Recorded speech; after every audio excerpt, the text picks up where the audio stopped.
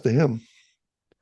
Yeah. Hey, since this is kind of a random episode here, bits and Hmm. pieces that we're sweeping together, I Well, we're thought allowed to do that. we're allowed That's to do that now. two Yeah, old bucks. we're allowed to We do that. sleep. People sleep, and people were awake. And This is kind of, I'm going to like to do a quasi stump the buck. Okay. And we'll kind of okay, go through this together. And the topic will be names for groups of animals.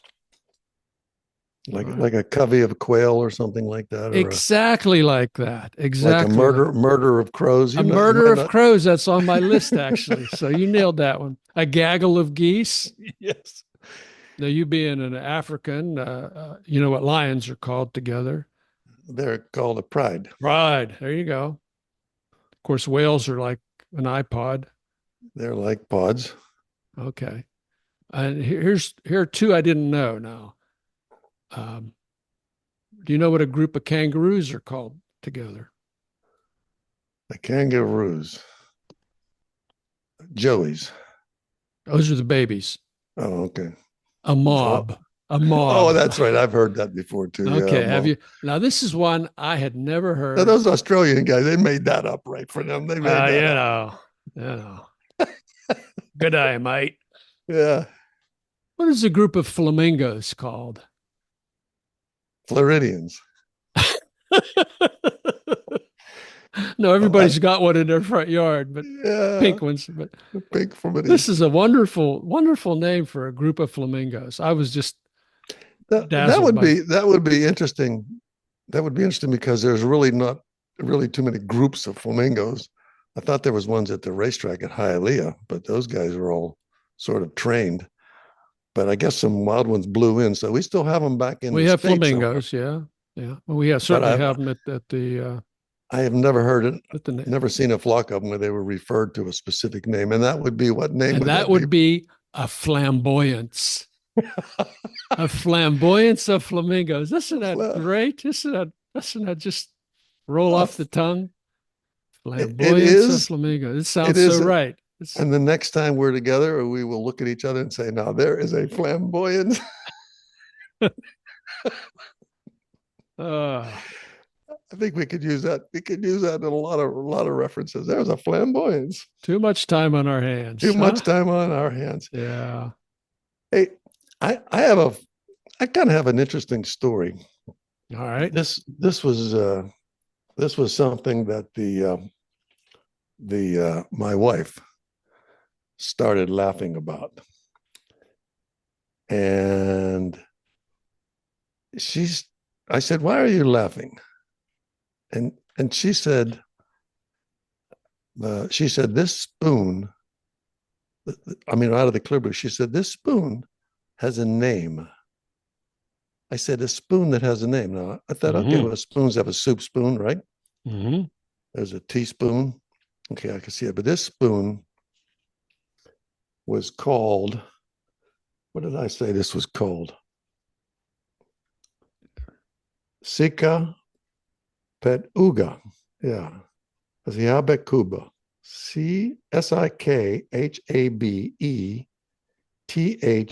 SiabeThuka. Siabakuba. That's not an American word.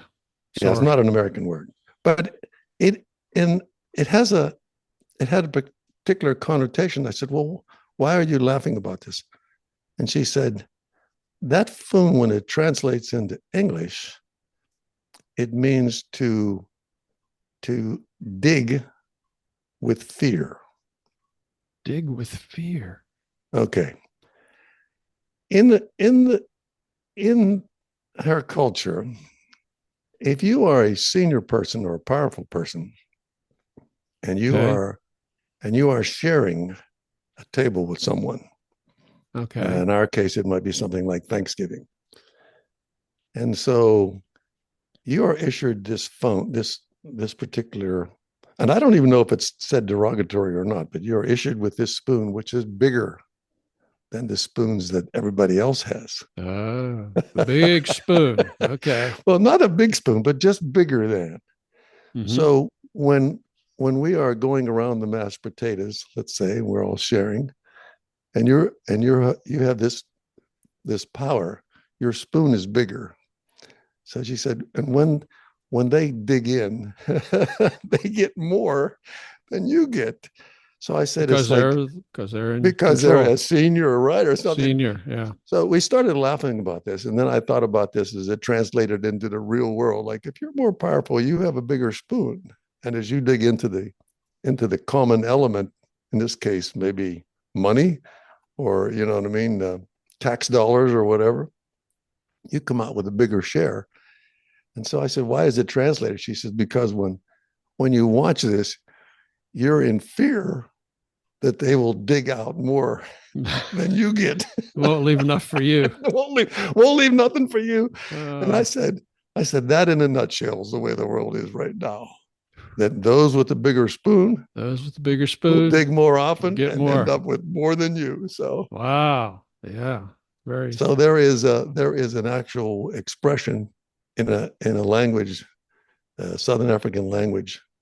Now, what language is that? Is that Zulu? That or would be this would be Siswati, but actually Siswati? Zulu is very similar to that. Okay. But it actually describes that situation and that spoon. And I said, you can just Very say it. appropriate, huh? Yeah, he has the bigger spoon, and that's the way the world's going to be That's now. the way the world's going to be.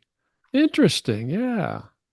They But you know, I was going to say, but I think in a lot of cultures, uh, there's expressions that we don't actually run into yet, are just as funny and just as cool and just as neat as everything we've come up in the English language. And we've got a name for everything. You know what I mean?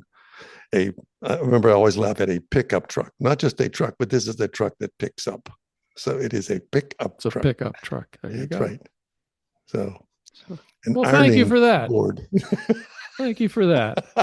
That was fascinating. That Oh, was Buck interesting. Dale goes off on another tangent, and 16 people fell asleep. Uh, So all the best. Hey, for listen, those. before we run out of Yes. time here, Yes. I do have some feedback on the story that I read.